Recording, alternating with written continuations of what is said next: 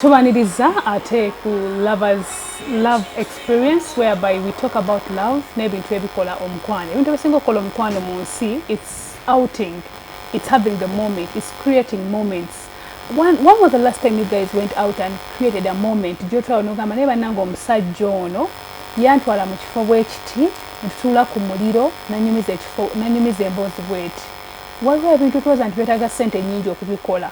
Naye ate nga byetaaga kumalirira kusalawo n'ogamba ngenda kusonda ssente omwezi bwe guti ku birthday y'omwagalwa wange kuba ku lunaku bwe luti lwonna the day you choose nkwate omwagalwa wange mutwale mu kifo bwekiti tusanyukemu. Ffe kirina kubeera nno kimu ye Malakai Ecology Lovers Place. You guys will tour this place mulabe how beautiful it is. You need to come at night nolaba engeri ekikyukamu ekiro emisana kiba kyanjawulo. We have beautiful rooms. Otuuka mu room n'ogamba ya labbi abantu bakola. So jangu onyumirwemu, you get a moment. Abalina honeymoon obusala bya mikolo mbaga okola embaga yo. We even host parties here, receptions. You can have a reception here, honeymoon, proposal. We give you rooms, you have your humble time. Tukoera ekyoto n'otula n'omwagalawo kifo kinne ekyo Malakai Ecology Kitende. It's a place to be to all lovers. Kale andine manager wa Malakai. She's beautiful. Nesimanyi bawe. Chinuma, you guys, chinuma. Waba wawali ya mumanyi, mukomenti, amuteke mukomenti sawa manya. Kwa nawe sebo bawe manyi vayo gambe yenze. Nonyezo msajja ambuzi. Nsanyu sokula ba anji. Newa na Sharon ngolo tabusero noe. Shongo itanise mu. Nende Angela. Kati kamanyi msajja wange. Msajja. Mumanyi. Sirashiwa bulungi. Nende kuza tumanyi basajja bange nedda. Musajja mumanyi ayembwate. Kati omusajja omumanyi wakisimanyi wuwo. Ogambye abantu. Baveyo mwatugambe ntino nze musajja wa Angela. Ojamulaba werinda. When? Ngana chola abantu kino. But let's talk about this briefly. Is it okay our girlfriends to know our lovers? I think it wouldn't be bad to be okay, but I don't think it's always good to show out and be like, no, just like, you know, like I come and tell you, you know what, okay, you know I'm dating Noah, just give an example. Mama, you know what we're dating as I didn't know. You're my friend. Yeah, it's okay, but some people, okay, some girls of these days, so kugama Sharon, I love Noah. Yeah, I'm in love with Noah.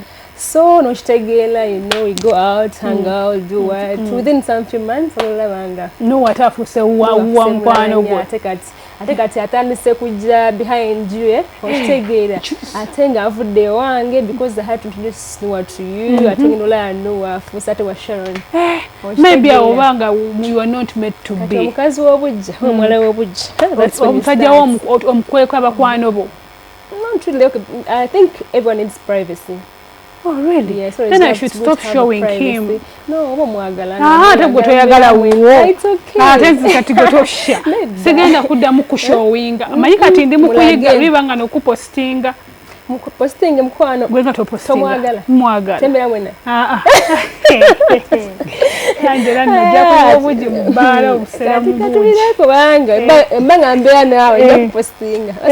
So when you start staying with the person, you post the person. Awo nga kiri mu rat munaye ompose era onyanjude era okoze buli kimu I'll post you. Oh. Naye if it's caught shipping olinda ko mukwano. You will not.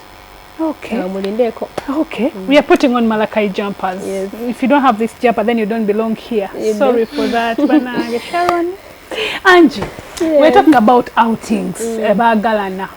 If a place is choosing a place to hang out, no magarawe, aina tunulira bichi. Because so we see some people telling lovers, tugenda ko out na mutwala mubala, tugenda ko out na mutwala, like, are there special places ebijjayo kwagala? Yes, first of all, omuntu nga amanyi omukwano obanga akwagala, you know, obanga oyagala omwagala, for example, why would you take that person to a place which is noisy? Yeah. Gamba I love you. Ndongo kuba. Pascal kaiba chikenja gale nyaka liko akazawi. Masavu ngamba I love you baby. Katingale you know, it's loud. So which conversation are you going to talk about? Maybe I love you, I love you too. In that crazy, you know, that crowd. if it was like me, nyanze.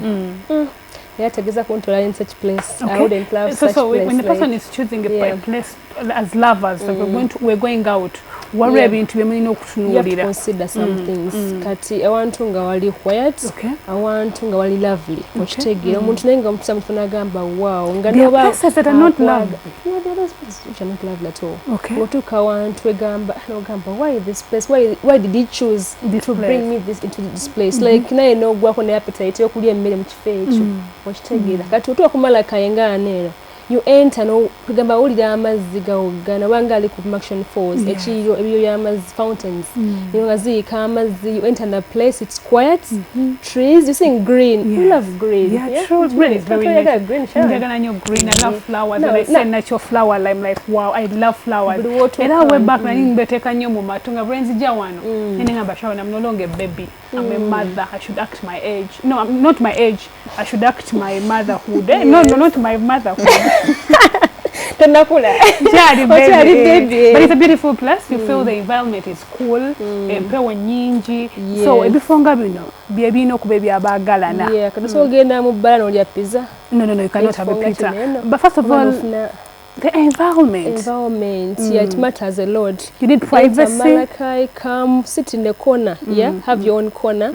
Sit in a hut. Be like we are there, like me and you know. Tudawo what servings you know tulidda kamere kafa kalungi nga kali esowani ngeri clean bulungi fish nga eri presentable you know you eat and you be like yes I've eaten no kuta bulungi ate ngoli want to city food wali abalaba nti you know abalingiriza muli mu kifo ekituufu there are videos okay oluvanawo so gamba to booking you look at the cottage you spend a night here Ssente muli bacheaters neda abayagalana.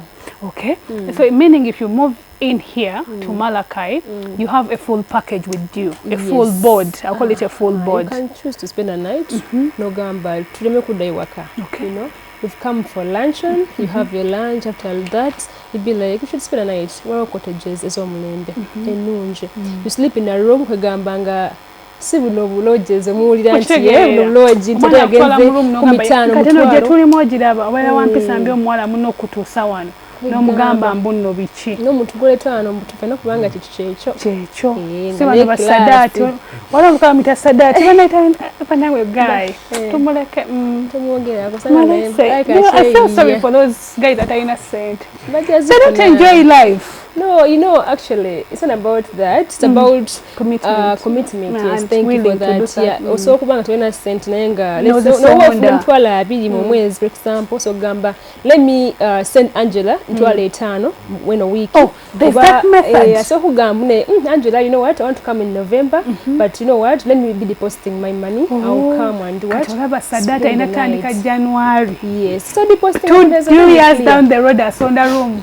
By that. I'm just giving an example. There are guys that like those ones. Yes, but it's a beautiful one. But if there's a method of saving in that angle, you can save that. No, let me deposit my money for maybe in March. I want to come in May. You know? But they are one. You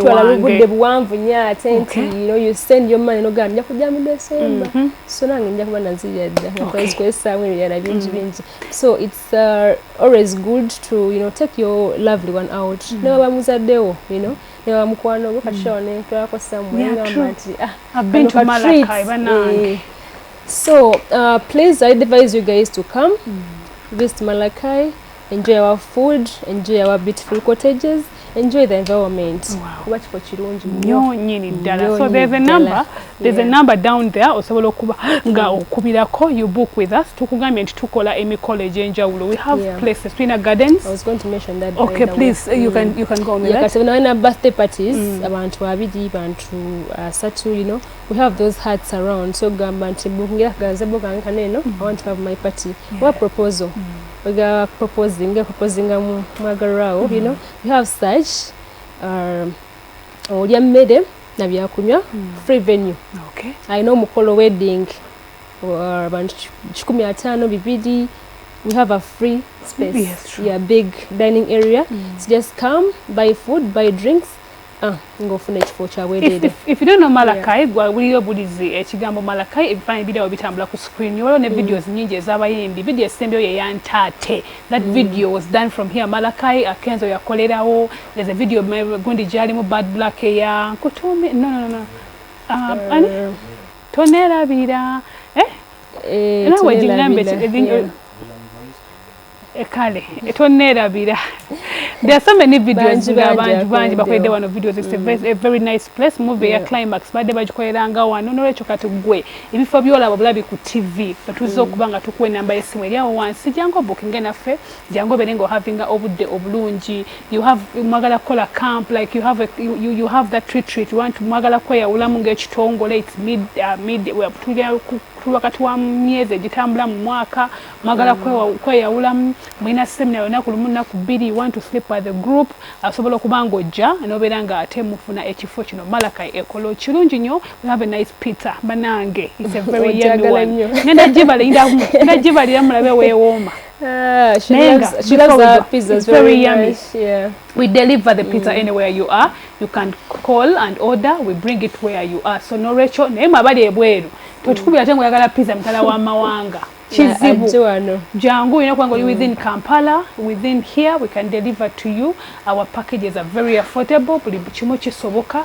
Jangu no mwagalwawo munyumire. Omuntu ayinza ogamba nze ntya privacy eri etya nze sagala kujjaawo nga abantu bandaba. What happens? Very safe. Tuna security guards around. Yeah, so police wedi. Obeda oboyingira obeda very safe. Entrance eri safe, cameras wezije motoka yo parkinze manya nti eri safe weri ne oyingira munda mosula obera safe bulungi nnyo. Tuba nakutya nti oba munaye the okuchi oba abaana bandaba abakulanga bagambe Sharon yazene gundi Sharon omulabe yazene nuwa. Eno industry yo eri yanjawulo wanchi me as Sharon, there are people I've met here in the parking. Abambadde enkofira, abambayingira, abambafuluma, and I'm like, kino kisobola kisirikira. Nsanga nkyogedde. Nofuna woko ebintu ebimu. Neka kati mukikuuma mutya. Ogera kati ffe tuli atendeke. Nesomye. So kati ogenda okutuuka mu industry, you have to be very wise enough. Ate ng'omanya ebintu ebimu okola ki obihandlinga. So kati there are some things you still gamba, I'm here to make money. So Sharon, so no. That's not us. So you okay to come with then one just sigara mubano. Advising a kujane no na Sharon Angela nedda. Ojja kumugambo wayo ng'osusiza. Wanga nkulaye ngozi ne Sharon tungadde nange jwa ukijja kunuma. I advise you guys come with a partner. The right one naye esigadde simanyi kale tugenda berekereza naye nga you come and have fun. We live once, so kuba okubookinga omanyi you're coming in Uganda soon. You book with us, nobeera nga booking a room yo. We can host you for as many as days you're here. We can cater for you. We can feed you. Malachi Ecology, it's a place to be. Wanechitende ekajansi. Angela, before we go, any the last words? Yeah, just to say this, we are in the Easter season. Then we have Easter Sunday. So twina Kyetagisa ekyetabuwano twina buffet enungi. It's not very expensive by the way. Ya mtolo mu 15. Yeah, abantu babiri ofunako ekyokulya it's a buffet. You get anything you want. So with a drink on that inclusive, and then the band will be playing acoustic music. So come enjoy food while listening to that music. Wenjawulo olya ka music nga nawe you shake your body a bit nga onyumirwa n'ekifo ekirungi. And then other days we are also open nakawungezi wane campfire tukuma ekyoto waliwo bookings rooms and na private campfires so you have your room and then outside you have a campfire. So we make it for you and then you sit close to your loved one. You tell stories. Imagine they are kissing you on the bonfire ng'ekyoto kyakala kukisinga baneka nga muli aba babiri nosano fuluma bwerere bute ne mutuula wati ne mubeera nga muli ku kyoto kyammwe bwe mwali bute nkibola ne rooms ziba a bit open. Yes, so gamba let me draw the curtains, the music closing, I shower and made bathtub nga baby andabako. So it's okay, guys. Thank you so much. Have a good night. We meet tomorrow. Meet some other time. Ciao.